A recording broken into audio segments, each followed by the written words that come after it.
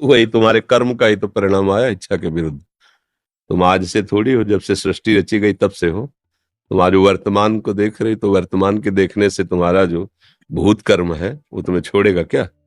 भूत की तरह पीछे लगा हुआ, उसका नाश जब तक नहीं होगा तब तक तुम्हारी इच्छा के विरुद्ध वो आचरण करवाएगा, इच्छा के विरुद्ध वो वहां की समस्या पैदा करेगा और तुम्हें जलाएगा। आज सुधर गए हो, लेकिन पीछे का जो बोया है वो तो काटना पड़ेगा। या फिर ऐसा भजन करो कि आग लगा दो गोदाम में पूरे, वो भगवान कर सकते हैं, क्योंकि गोदाम तक हमारी पहुंच ही नहीं है। वो भगवान कर सकते, इसीलिए भगवान कहते हैं अहम तो हम स्वरूपापिभ्यो मोक्षयिष्यामि मा शुचा। तो आप भगवान का आश्रय लेकर भजन करो। ये उतार और चढ़ाव यात्री को प्राप्त होता ही रहता है। यात्रा सब नहीं होती, चढ़ाव और उतार ये जीवन की यात्रा है, इसमें उतार चढ़ाव आते रहेंगे। तुम यात्री कहाँ के हो? सम के। तो इस पर विषमता पर ध्यान मत दो, क्षमता की तरफ बढ़ो, भगवान की तरफ बढ़ो।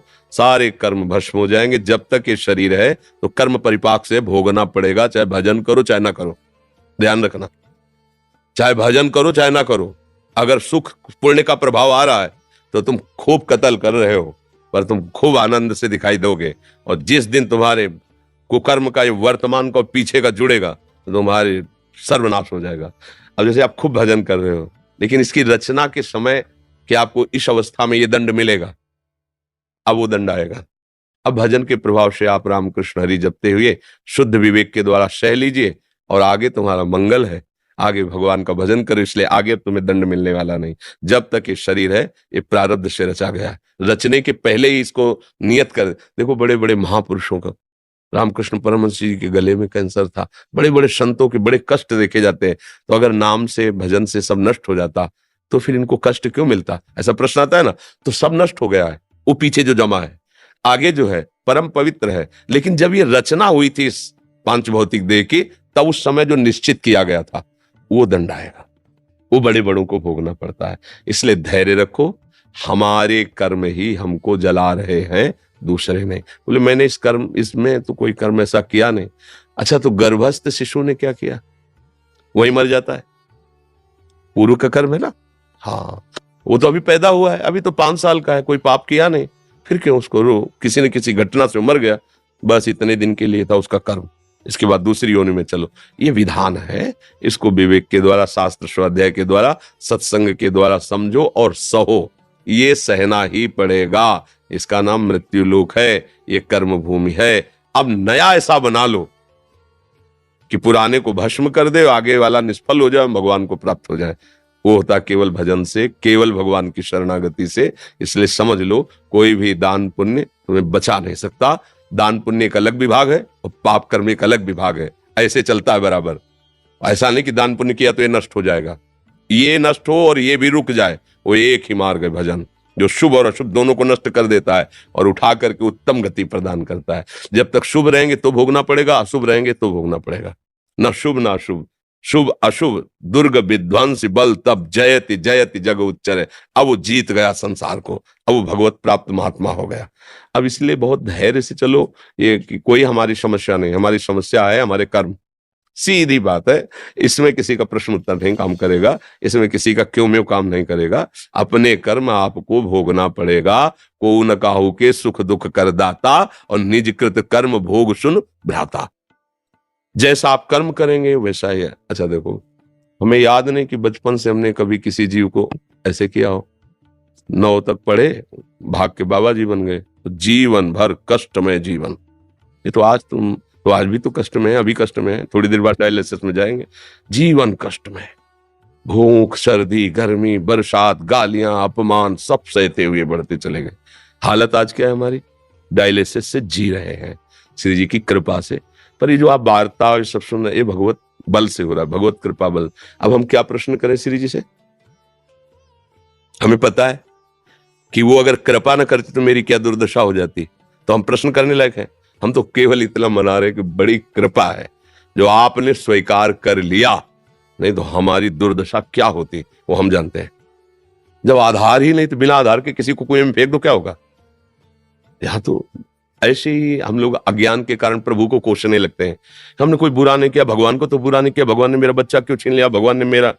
विवेक धारण करो, जितने काम के लिए जो जितना आया है, अगर 1001 श्वास केवल मिली है उसको, तो 1002 श्वास नहीं ले सकता। विधान विधान है भगवान का। यहां तुम्हारा कुछ नहीं, तुम कुछ नहीं हो। पक्की बात समझ लो, भगवान का सब कुछ है, तुम भगवान के हो।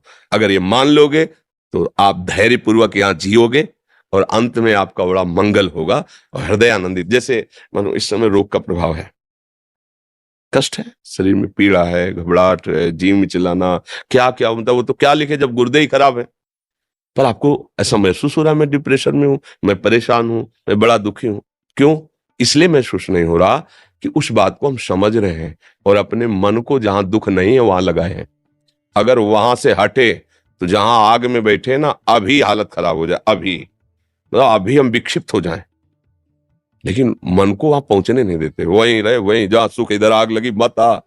अब आप क्या हो? यही मन रख रहे हो, इसलिए आप दुखी हो।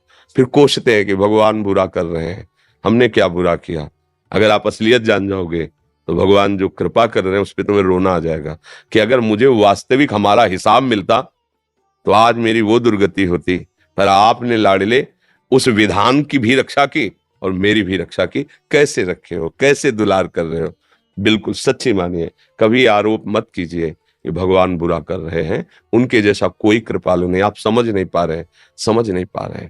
हम लोगों ने ऐसे ऐसे पाप किए हैं, ऐसी ऐसी गलतियां की है, भगवान उनको माने ही नहीं गलती। हमें मनुष्य शरीर दे दिया, हमको सतमार्ग दे दिया। उनके दुलार को तो तुम देखो, हमें वो प्रेत भी बना सकते थे, सुअर कुत्ता भी बना सकते थे, मनुष्य बना दिया। अपना उद्धार कर लो। अच्छा, कौन से अन्य योनियों में ऐसे कर्म किए कि हम मनुष्य, क्योंकि कर्म कर ही नहीं सकते अन्य योनियों में, तो भगवान ने अपनी कृपा से दिया ना। उनकी कृपा की तरफ क्यों नहीं देखते? अब उनकी कृपा को देखकर अपना काम बना लो। अगर इसी मूर्खता में फंसे रहोगे, दुख आया, ये परिस्थिति आई, भगवान कोई है नहीं, भजन वजन का कोई फल नहीं मिलता, देखो कर तो रहे हैं। तो हम बता रहे ना आपसे, अगर हम प्रश्न करें, अभी हमने कौन सा है, अभी हम ये कहने लगे आप लोगों से कि देख लो भजन का ये प्रभाव है, दोनों किडनी फेल हो गई, पापी आदमी हंसता घूमता स्वस्थ घूम रहा है, और हमारे को इतनी सेवा दी है और इतना सब जीवन भर भजन किया नहीं। पर असलियत से, हृदय से कहता हूं, अगर हमारा हिसाब हमारे साथ हो तो हम कौन सी दुर्दशा में हो तुम्हें पता नहीं। लेकिन मेरे मालिक ने हिसाब भी दिया और ऐसे गोद में लेके ऑपरेशन कर रहे हैं, जैसे ना गोद में, बेड में ले लिटा के गोद में लेके, तो उनका दुलार मिल रहा है ना, तो बड़े से बड़ा कष्ट मुस्कुरा के सहने की हिम्मत आ गई। बस ये बात आंतरिक समझो। इसीलिए हम कहते हैं लोग भागे घूम रहे हैं। तुम्हारे दुख को निवारण कर सके ऐसा विश्व ब्रह्मांड में कोई पैदा नहीं हुआ। आशीर्वाद की भावना से तो आते हो ना हमारे पास, समझना हमारी बात। हमारा मतलब गोलमोल नहीं होता, सीधी बात। अगर आशीर्वाद से काम चलता तो मैं अपनी किडनी ठीक कर लेता, डायलिसिस में क्यों लेटता, मशीन की क्या जरूरत थी? नहीं है।